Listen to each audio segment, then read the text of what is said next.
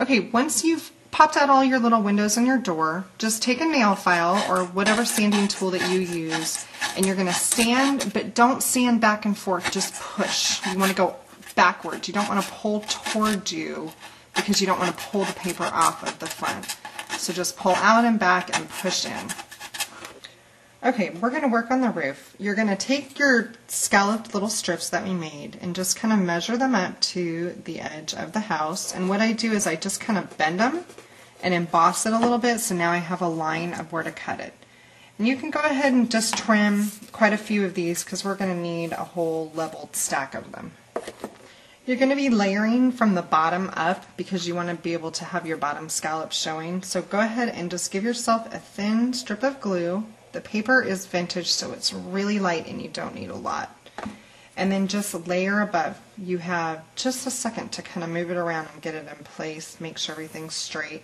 And if you're going off of an edge like I am right here, you can just go back with your scissors and kind of just gently lift and trim the edge.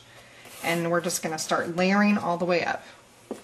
Okay, once you get to the chimney, all you're going to do is take your layers right up to the bottom of the chimney, and then you're just going to start on the sides.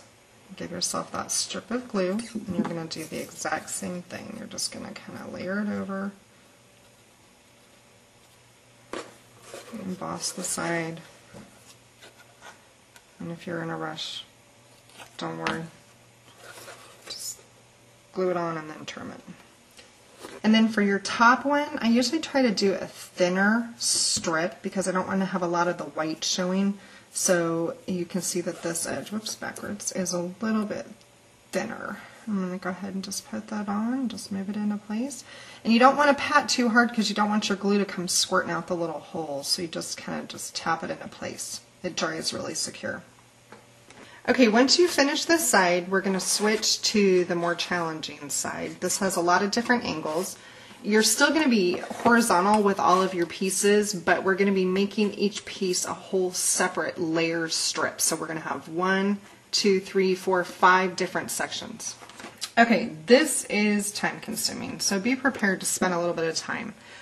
Go back in your scraps from when you did the other side, and you're going to go ahead and just take a little piece, and you don't want to start it at the edge. You actually want to go up a little bit and bend it in, and then just kind of crimp it with your finger. You want to kind of emboss it a little bit and give it a little bit of a line. Move it around while you still have time. And then you're going to take your razor knife and you're just going to lightly, in your line, cut through. You don't want to pull it off and you don't want to cut the chipboard. So just so lightly, just go ahead and you're just going to pull that piece off. And then on the other side, you could either emboss first and then cut, or just kind of do what I do and just go back and trim a little bit. And you're going to start your layers. We're going to do this section first and we're going to build our way up.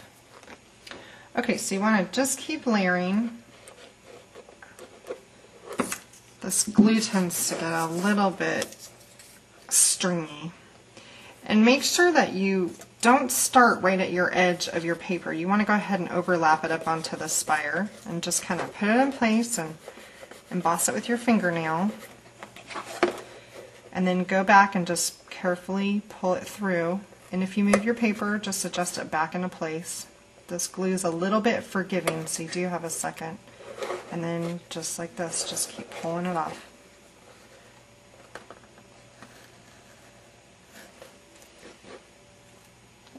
When you get to the chimney, you're just going to go start with your flat edge, unlike when we did down here. Start with your flat edge and just go right up flush against the chimney, and then emboss it into place, and then just make your cut. So it's going to be the same as the back side, you just have to worry about those spires on the side.